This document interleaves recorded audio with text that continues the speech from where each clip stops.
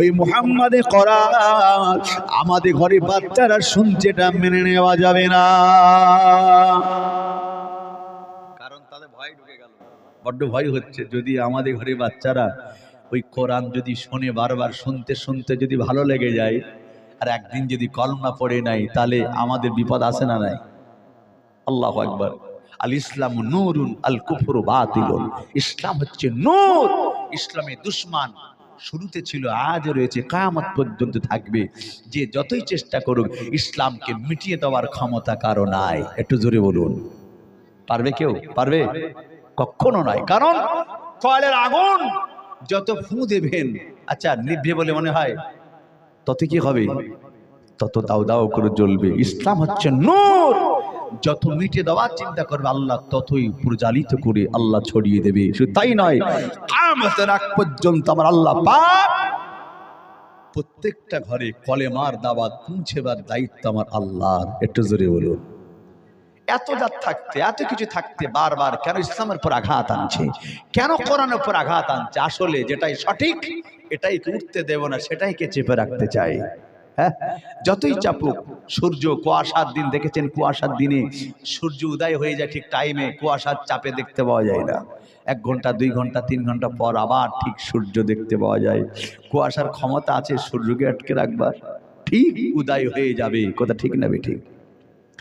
ও নওজোয়ান যুবকেরা আছেন না, বাচ্চারা, আবু জেহেল আইন পাশ করে দিল। এ আমাদের ঘরে ছেলে মেয়েরা, আজকে পর থেকে যদি কেউ কোরআন শুনতে যায়, আজকে পর থেকে যদি কেউ কোরআন শুনতে যায়, তার কানের সীসাগুলো ঢেলে দেওয়া হবে। এই কথাটা জারি করে দেওয়া হলো, আইনটা পাশ হয়ে গেল। কোরআন শুনতে গেলে তার কানে সীসাগুলো ঢেলে দেওয়া হবে। এই কথা শুনবার পরে যারা রোজ কোরআন শুনতে যেত, যদিও তারা সেদিন যায় নাই, কেতাবে লেখা হলো কেউ কিন্তু ঘুমায় নাই। কোরআন শুনলে কানে সীসাগুলো ঢেলে দেওয়া হবে। আবু জেহেল আইন পাশ করেছে, ঘোষণা হয়ে গেছে, যদি কেউ যায়নি, কিতাব এসেছে, কিন্তু অপেক্ষায় রয়েছেন ইন্তজারে, কখন আল্লাহ নবী কোরআন পড়বে। কোন জায়গায়? নিজ গৃহে দরজার কাছে কানটা লাগিয়ে, জানালার কাছে কানটা লাগিয়ে আল্লাহ নবীর মধুমাখা আওয়াজে কোরআন শরীফ শুনবে। তাই কারা? ইহুদি নাসরাদের ছেলে মেয়েরা। মুসলমানদের কোরআন ভালো লাগে না। বর্তমান মুসলমানদের কাছে কোরআন ভালো লাগে না। এজাত মার খাবে না তো খাবে কারা? মার এমনি খাচ্ছি না, এগুলো আমাদের কর্মের ফল। কথা ঠিক বলছি না ভুল বলছি বলুন? যার কাছে কোরআন ভালো লাগে না, নামাজ ভালো লাগে না, মসজিদ মাদ্রাসা ভালো লাগে না, এজাত মার খাবে না তো খাবে কারা? আল্লাহু আকবার। আগেকার তুলনায় মসজিদ আর মাদ্রাসা বেড়েছে না কমেছে? বাড়েনি। আগেকার দিন মসজিদ ছিল দূরে, জুমার নামাজ পড়তে যেত মানুষ কত কষ্ট করে, ওক্তিয়া মসজিদ ছিল না, বরং কি কষ্টকর ছিল। এখন আল্লাহ শুকরিয়া, পাড়ায় পাড়ায় মসজিদ। এটা আল্লাহর নিয়ামত। একটু জোরে বলুন না সুবহানাল্লাহ। এরপরও যদি বান্দা মসজিদে না যাও, তো মার তুমি তো খাবে। হ্যাঁ, যাবে কখন? করোনা শুরু হবে যখন। করোনার পিরিয়ডে দেখেছেন মসজিদ জায়গা দেওয়া যায় না। একতলা মসজিদ মনে হয় যে 2 তলা করলে ভালো হয়, যার 3 তলা মনে হয় 4 তলা করলে ভালো হয়। এত ভিড়, ইমাম দাঁড়াবে জায়গা নেই। আল্লাহু আকবার। যে করোনা চলে গেল, মসজিদ ফাঁকা হয়ে গেল। কথা ঠিক না ভুল বলেন? করোনার পিরিয়ডে মসজিদ ঢুকতে দেয়নি, লক করে দিয়েছে। এরা বলছে যাব, জোর করে মসজিদ ঢুকেছে। প্রশাসন পিটিয়ে বার করেছে, ডিস্টেন্স বজায় রাখতে হবে, নইলে কি হবে? মহামারী করোনা ছড়িয়ে যাবে, ডিস্টেন্স বজায় রাখো। এরপরে যারা গেছিল, প্রশাসন পিটিয়ে বার করেছে। ভিডিও ফুটেজ তো দেখেছি, আপনি দেখেছেন নিশ্চয়ই। জুতে দেওয়ার টাইম নেই, মারের ধমকে মসজিদ থেকে দৌড়চ্ছে, কেউ একটা পায়ে, কেউ একটা হাতে। হ্যাঁ, আবার পরের ওয়াক্তে আবার ঢুকতেছে। হ্যাঁ, আবার মারে ধমকে বার হয়ে যাচ্ছে। কেন গেছিল এরা? আল্লাহর ভয়ে, করোনার ভয়। যারা আল্লাহর ভয় গেছিল, আজও তারা মসজিদে আছে না নাই? যারা করোনার ভয় গেছিল, তারা কিন্তু আজকে আর নাই। এই জন্য বিশ্বাস করুন, ভয় আল্লাহকে করুন, করোনাকে নয়, কোনো মহামারীকে নয়। কারণ মহামারী, ডিস্কো, করোনা, আইলা লাইলা যা কিছু হয়েছে, এগুলো কার পক্ষ থেকে? আল্লাহর পক্ষ থেকে। মুত্তাকুল্লাহ, তুমি আল্লাহকে ভয় করো, সমস্ত কিছু হেফাজতের দায়িত্ব আমার আল্লাহ নেবে। একবার জোরে বলুন, বান্দা একবার আল্লাহ হয়ে যাও। মান কানা লিল্লাহি কানা আল্লাহু লাহু। তুমি যদি আল্লাহর হয়ে যাও, আমার আল্লাহ তোমার হয়ে যাবে। ওয়াকানা হাক্কুন আলাইনা নাসরুল মুমিনিন, তুমি একটু মুমিন হয়ে যাও, তোমার বিপদে মুসিবতে সাহায্য করা আমার আল্লাহর ওয়াজিব হয়ে যাবে। একবার যদি বলুন সুবহানাল্লাহ। আহা, আল্লাহ নেয়ামত, মাদ্রাসা মসজিদ অভাব নেই, তারপরও যদি আপনি না যান, এই মার যদি শুরু হয় সে মার কিন্তু বন্ধ হবে বলে আর মনে হয় না। বিশ্বাস করুন ও জোনেরা যুবকেরা, তবে একটু মাথায় রাখো আমি কি কথা বোঝাচ্ছিলাম। আবার কোরআন তেলাওয়াত করছেন, কুপ্পার কোরআনে বলো বালিকারা আমার নবী তেলাওয়াতটা শুনতে গেছিল। আবু জেহেল আইন পাশ করে দিয়েছে, আজকে পর থেকে যদি কেউ কোরআন শুনতে যায় তার কানে সীসা গলিয়ে ঢেলে দেওয়া হবে। যদি কেউ যায় নাই কোরআন শুনতে, পরের দিন কিন্তু যদি কেউ যায় না, কিন্তু কেউ ঘুমায় না, কিতাবে লেখা হলো নিজে গিয়ে জানালা দরওয়াজা করে কানটা লাগে আমার নবী পাকের তেলাওয়াতে আওয়াজ নিজ ঘরে বসে বসে শুনেছিল। ও জোনেরা, যে আবু জেহেল কোরআন শুনতে দেবে না, ওই আবু জেহেল রাতে বেলা ঘুমিয়ে রয়েছে। আল্লাহ হাওয়াকে অর্ডার করে নে, হাওয়া ওরে হাওয়া দেরি করো না, চলে যাও, দেরি করো না। হাবিবে কোরআন তেলাওয়াতে আওয়াজ খানা নিয়ে আবু জেহেল ঘুমিয়ে রয়েছে, ওই আবু জেহেলের কানে পৌঁছে দাও। ও জোনেরা, আবু জেহেলের কানে কোরআনের আওয়াজ পৌঁছে দিলে আবু জেহেল ঘুমের ঘরে কোরআনের আওয়াজ শুনতে পায়, এত ভালো লাগে। আবু জেহেল আর থাকতে পারে না, আবু জেহেল ঘুমটা ভেঙে গেল। কি সুন্দর একটা মধুমাখা আওয়াজ, কোন জায়গা থেকে আসে, কে করছে এত সুন্দর আওয়াজ তেলাওয়াত। ও জোনেরা, আবু জেহেল শুতে পারে না, বিছানা থেকে উঠে পড়েছে। আবু জেহেল বসে গেল, বসে বসে শুনতে লাগে এত সুন্দর মধুমাখা আওয়াজ। আমি আমার জীবনে কত সুরেন্দ্র কণ্ঠ শুনেছি, জীবনে কত গান বাজনা শুনেছি, এমন মধুমাখা আওয়াজ আমার জীবনে কখনো শোনা হয় না। কোথা থেকে আসছে এত সুন্দর আওয়াজ? আবু জেহেল ঘুম হারাম হয়ে গেল, বসে পড়েছে। বসে আছে, আবু জেহেল বলছে আর কিন্তু আমার শুতে ইচ্ছে হয় না, মুঠে পড়লাম, খুব ভালো লাগছে, দেখি না কোথা থেকে আসছে। রাতটা ছিলাম অবশ্যই কালো ঘুটঘুটে অন্ধকারে রাত, আওয়াজটা কোন জায়গা থেকে আসছে? আবু জেহেল বলছে আমি এটা দেখবো। চিন্তা করো, অনুভব নেই, আবু জেহেল উঠে পড়েছে। এরপর আবু জেহেল বলছে আওয়াজটা অন্য কোথায় নয়, দরজা খুলে অনুমান করলে আওয়াজ আমার ভাতিজা মুহাম্মাদের ঘরের ভিতর থেকে আসছে। একটু জোরে বলুন সুবহানাল্লাহ। আবু জেহেল বলছে এই জন্য আমাদের ঘরের ছেলেমেয়েরা কোরআন শুনতে যায়, এত ভালো লাগছে, আহারে আমি যাব। আবু জেহেল উঠে বলল কিন্তু মনে পড়ে গেল আমি আইন পাশ করেছি, কোরআন শুনলে কানে শেষা গলে ঢেলে দেওয়া হবে, আর যদি বর্তমান আমাকে দেখতে পাই আইন মক্কা জমিনে আর চলবে না। আমি তো আইন পাশ করেছি, কোরআন শুনতে গেলে কানে শেষাগুলো ঢেলে দেওয়া হবে, এখন যে জনগণ আমাকে দেখে আইন চলবে আর? কিন্তু থাকতে তো পারি না, যাবো আমি অতি গোপনে চুরি করে করে লুকিয়ে লুকিয়ে, একবার সামনে একবার পিছনে, দিক ওদিক তাকায় কেউ কোথায় নাই, চুরি করে করে গিয়ে আমার নবীর ঘরের পাশে চুপটি মেরে দাঁড়িয়ে কোরআন শরীফের আওয়াজ কান পেতে শুনেছে। কে? যে শুনতে দেবে না, আল্লাহ তাকে হাজির করিয়েছেন। একটু কি জোরে বলা যাবে না সুবহানাল্লাহ? ও কানিকা তোরা মুসলমানেরা, আবু জেহেল বলছে দাঁড়িয়ে দাঁড়িয়ে কোরআন শুনেছিলাম, আমি দাঁড়িয়ে দাঁড়িয়ে কোরআন শুনেছিলাম, একটা বার ঘুমতে দূরের কথা, আমি দাঁড়িয়ে দাঁড়িয়ে শুনেছিলাম, একটা বার বসার কথা আমার আবু জেহেলের মনে ছিল না। শুধু আবু জেহেল নয়, আবুলা ওতবা সাহেব আবু সুফিয়ান, ওরা রাতে ঘুমিয়েছিল, ওদের কানে কোরআনে আওয়াজ জানো, ওরা রাতে বেলা উঠে দৌড়াতে লাগে। ও জোয়ানেরা, দৌড়ে দৌড়ে গিয়ে সকলে আবার নবী পাকে ঘরে চারপাশে দাঁড়িয়ে দাঁড়িয়ে দাঁড়িয়ে কোরআনে আওয়াজ কান পেতে শুনেছে।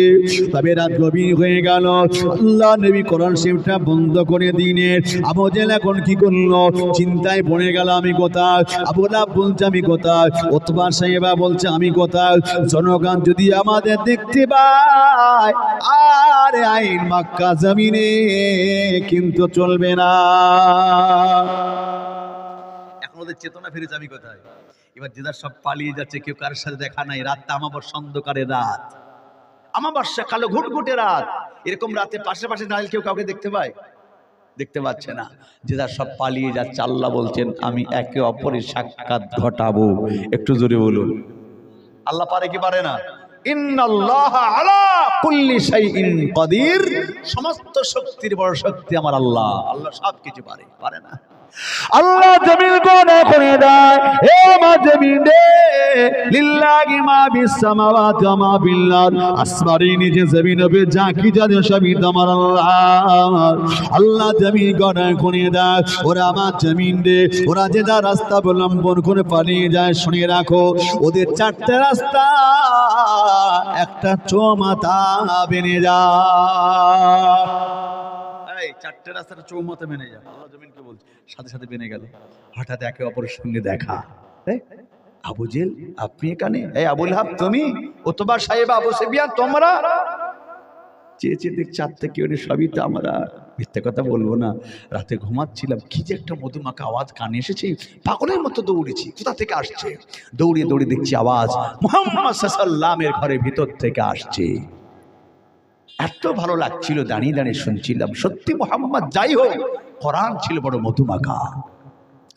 আবু জেলকেরা বলছে, আপনি তো আমাদের নেতা, আপনি কোথায় গেছিলেন? আবু জেল বলছে, আমার মধ্যে কথা বলবো না, আমিও কোরআন শুনতে গেছিলাম। আমিও কোরআন শুনতে গেছিলাম। তাই নাকি? বলছে হ্যাঁ।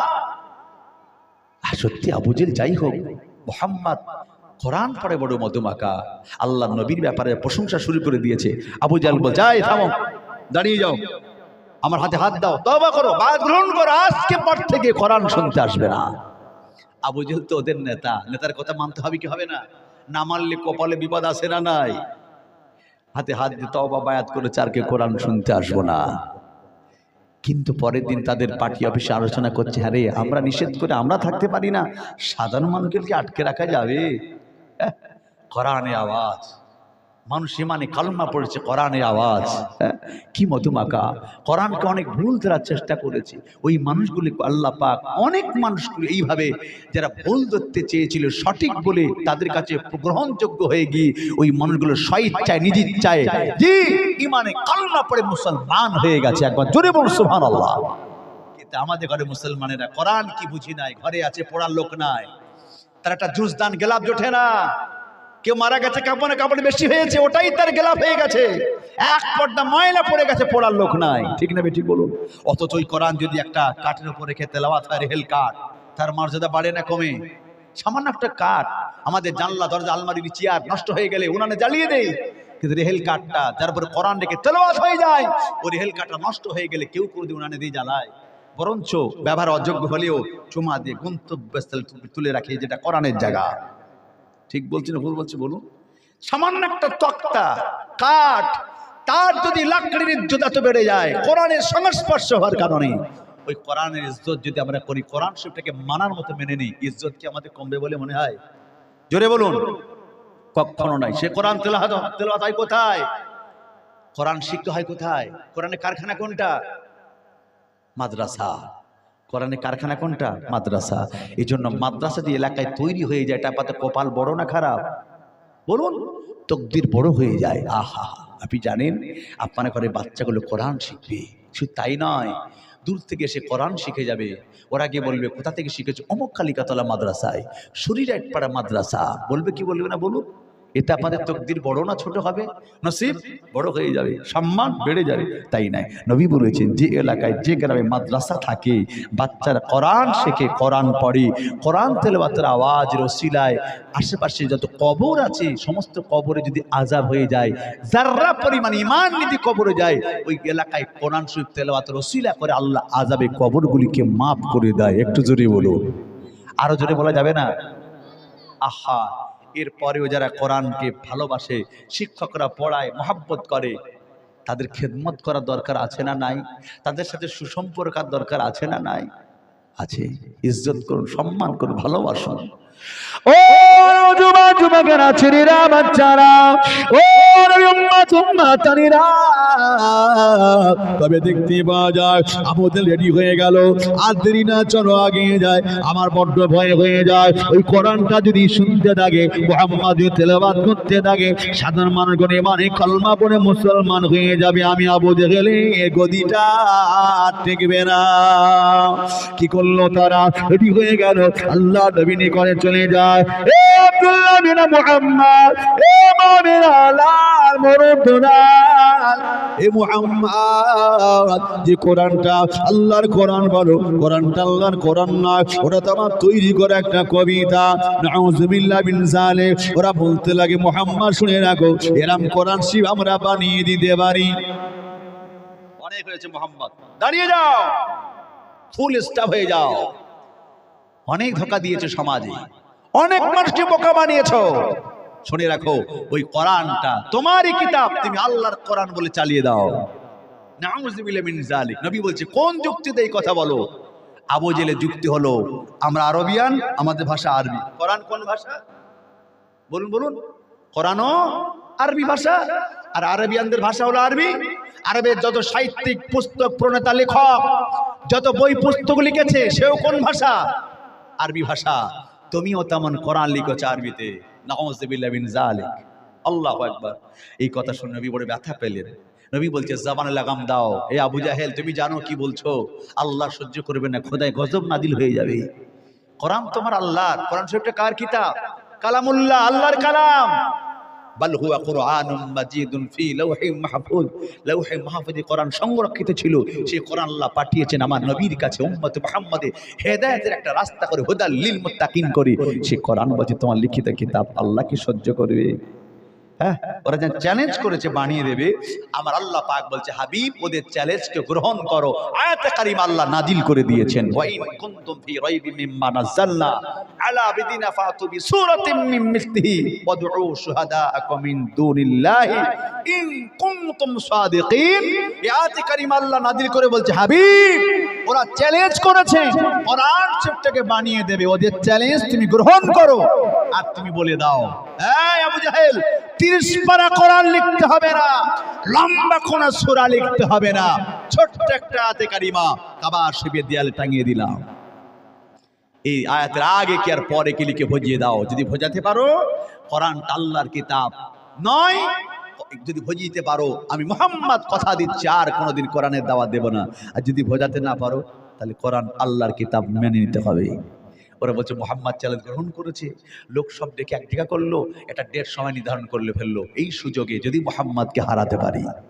এই সুযোগে যদি মুহাম্মদকে হারাতে পারি আজ আমাদের বিজয় হয়ে যাবে আল্লাহর কোরআন হেফাজতের দায়িত্ব কার পাঠিয়েছেন কে জোরে বলুন আল্লাহ হেফাজতের দায়িত্ব কার আল্লাহ কোরআন বিজয়ী হবে আল্লাহ কখনো চাই না নওজোয়ান যুবকেরা ছেলেরা বাচ্চারা ও দুনিয়া দেখতে পা গেল আল্লাহ নবী কি করলে ইন্না আতাইনাকাল কাউসার কাবা শরীফের দেয়ালে টাঙিয়ে দিনে এ কুম্মার কোরআন চলে আয় ইন্না আতাইনাকাল কাউসার আগে কি পরে কি লিখে বুঝিয়ে দাও বড় বড় সাহিত্যিকদের ডাক দিনে বড় বড় পণ্ডিত পুস্তক প্রণেতা লেখকদের ডাক দিলেন চলে এসো ইয়াদের পরে কি আগে কি বুঝিয়ে দাও একটা জায়গা তৈরি হলো সময় নির্ধারণ হয়ে গেল আল্লাহ নবী হাজির হয়ে গেলে লেখালেখি শুরু হয়ে গেল না না না না কি আয়াতে কারিমা ইন্না আতাইনাকাল কাউসার ও জোনেরা যার অর্থ হলো আল্লাহ পাক আমার নবীকে বলতে হাবিব ইন্না আতাইনাকাল কাউসার হাবিব তুমি শুনে রাখো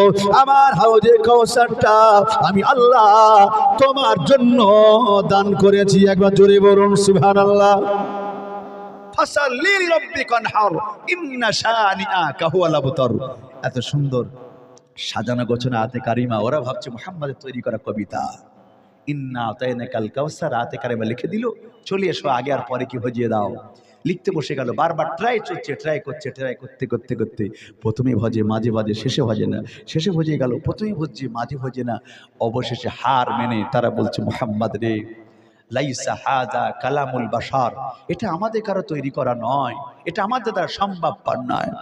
ও আব্দুল্লাহ বিন মুহাম্মদ, ও মুমিন আল্লাহ, শুনে রাখো, জেনে রাখো, আজ আমরা হেরে গেলাম, হার মেনে গেলাম, আমাদের তৈরি কোন কিতাব নয়। এই কিতাবটি হলো স্বয়ং আল্লাহর আসমানি কিতাব। একবার বলুন সুবহানাল্লাহ।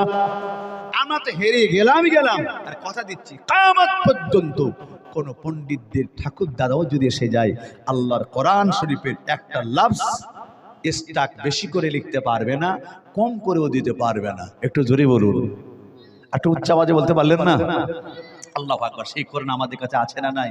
কোরআনের মর্যাদা করুন, কোরআনকে ভালোবাসুন, কোরআনকে ইজ্জত করুন, সম্মান করুন, তাহলে কি হবে? আপনি নাজাত পেয়ে যাবেন। প্রিয় মুসলমান বাপ ভাইরা, গুনাহগার বক্তব্য থেকে বিদায় নিলাম। আজ আমাদের প্রিয় ভাই, আপনাদের এলাকার সুনামধন্য জনাব হাজী মাওলানা মিকাইল সাহেব, তিনি আজকে মাহফিলটি করেছেন। আলহামদুলিল্লাহ, আপনাদের মহাব্বতে ভালোবাসায় সব রাস্তায় মাহফিল করেছেন, এতে আমরা খুশি না বেজার? খুশি না? আলহামদুলিল্লাহ। যাই বা হোক, তার অবদান অনেক অনেক, যতটা বলবো তার চেয়ে বেশি কম হয়ে যাবে। শুধু আপনার এলাকায় নয়, আল্লাহ শুকরিয়া, আশেপাশে বিভিন্ন জায়গায় সমস্ত মসজিদ মাদ্রাসার আল্লাহ শুকরিয়া খেয়াল রাখেন। আলহামদুলিল্লাহ, যথেষ্ট মেহনত করেন, অক্লান্ত কষ্ট পরিশ্রম করেন, যার ঋণ আমরা শোধ করতে পারবো না। আমরা এই সমস্ত মানুষদের জন্য অন্তর খুলে দোয়া করি, আল্লাহ বেশি বেশি করে দ্বীনের খেদমত করার তৌফিক দান করেন। একটু মহব্বত করে বলুন আল্লাহুম্মা আমিন। উচ্চ আওয়াজে বলুন আল্লাহুম্মা আমিন। আল্লাহ পাক এই মাহফিলকে কবুল করেন, আল্লাহ আমাদের প্রত্যেকে নাজাতে ওসিলা করে দেন। আমি গুনাহগার, এই কাছাকাছি বাড়ি হরিন্দা, অনেকে চেনেন জানেন। বিদায় নিচ্ছি, সংক্ষিপ্ত কিছু আলোচনা বিক্ষিপ্তভাবে আমি করে ফেলেছি। যাই বা হোক, বলছেন ছোট্ট একটা গজল বলে শেষ করতে, ব্যথা নেবেন না? তারপরে দরুদ শরীফ, আল্লাহুম্মা সাল্লি আলা। এতগুলো মানুষের একটা আওয়াজ দেন না, একটা তাকবীর দেন তো। বিদায় বেলা না আর এই তাকবীর। এই দেখেন, শ্রোতা চাঙ্গা হলে বক্তা চাঙ্গা হয়ে যায়, শ্রোতা ঝিমিয়ে গেলে বক্তা ঘুমিয়ে যাবে। শ্রোতা যদি মনে করে বক্তার মুখে দুটি কথা শুনবো, তো সে বক্তা চাঙ্গা হয়ে যায়। শ্রোতা যদি ঝিমিয়ে যায়, তো বক্তা মনে হয় কখন আমার টাইম শেষ হবে। একটু ঝেড়ে কষে তাকবীর দেন তো, না আর এই তাকবীর। আর একটু আস্তে করে দেন তো, না আর এই তাকবীর। আল্লাহ, আস্তে বলি যে জোর হয়, তো জোর বললে কেমন জোর হয় একটু দেখা যাক। না এই তাকবীর। আল্লাহ এই আওয়াজকে কবুল করে কিয়ামতে নাজাতে ওসিলা করে দেন। বলুন আল্লাহুম্মা আমিন। এই পৃথিবীর সৃষ্টি তোমার।